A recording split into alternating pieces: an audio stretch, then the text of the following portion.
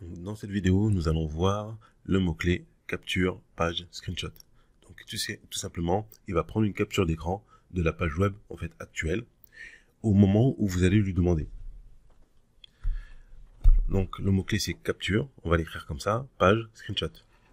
On va ouvrir Visual Studio. Okay. On va reprendre notre précédent test. On va le mettre ici. Capture page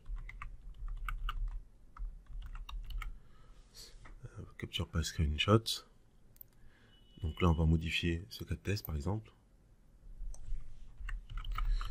Prendre une photo de la page. Donc là c'est juste au niveau de la documentation. On va changer aussi cette documentation. Fichier. Allez. Du cas de test.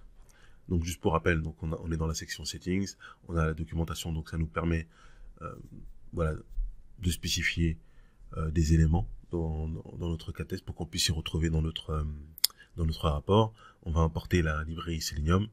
Ici, les variables, donc elles sont dans un autre fichier, donc on appelle le fichier des variables au lieu qu'on ait la section variables ici. Donc là, avec ce cas de test, donc là j'ai nommé donc mon cas de test, une documentation, donc toujours pareil. Donc j'ouvre le navigateur avec cette variable là, cette variable qui est dans ce fichier. Ensuite je fais une pause de 2 secondes. Ça c'est en commentaire, donc ça ne sera pas pris en compte.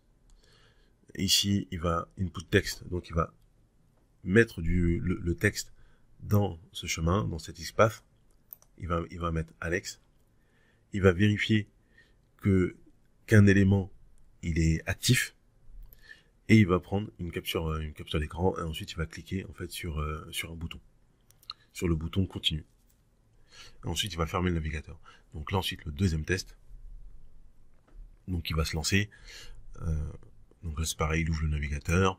Là il va mettre en mémoire le contenu qu'il y a dans ce champ. Voilà, donc il va le mettre dans cette variable là. Et ensuite nous on va afficher en fait on va afficher. Ah bah tiens, on va mettre ça aussi. On va faire une capture aussi à ce niveau-là. Comme ça, c'est très bien. Voilà. Et ici, donc, on va afficher dans notre rapport donc le contenu de cette variable.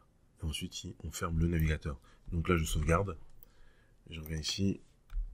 Hop, donc on fait robot espace, donc le nom de mon fichier .robot. Je le lance. Là, il est en cours d'exécution. Ça prend un peu de temps. Donc, voilà. Donc là, le premier test, c'est bien lancé. Il est OK. Donc normalement, il a dû prendre en fait une capture d'écran. On va la voir après dans notre rapport. Et là, c'est le deuxième test en fait qui se lance. Voilà, il est déjà OK. Donc ça, c'est très rapide. Donc on va ouvrir le rapport maintenant, le fichier log. Donc là, je fais CTRL plus clic. On va l'analyser ensemble. OK, donc là, les deux, ils sont OK. Mon premier cas de test, il est ici. Donc OK. OK, donc là, on va voir la capture. Ici, donc on a le mot-clé capture. Donc il a bien pris une capture d'écran. Vous voyez, au moment en fait où on lui a demandé. Et on voit bien ici qu'il a fait un input text Alex. Donc ensuite, on va dans notre deuxième test. Tout est OK. Ici, on voit qu'on a aussi le capture page screenshot. On descend et on voit donc qu'il a bien pris la capture. Ouais. Et donc là, ça nous permet de voir qu'est-ce qu'il a mis en mémoire. Donc normalement, si cette page va vous permettre de réaliser des tests, etc. Ici, il va afficher voilà cette phrase-là avec le log. Et donc, on est bon.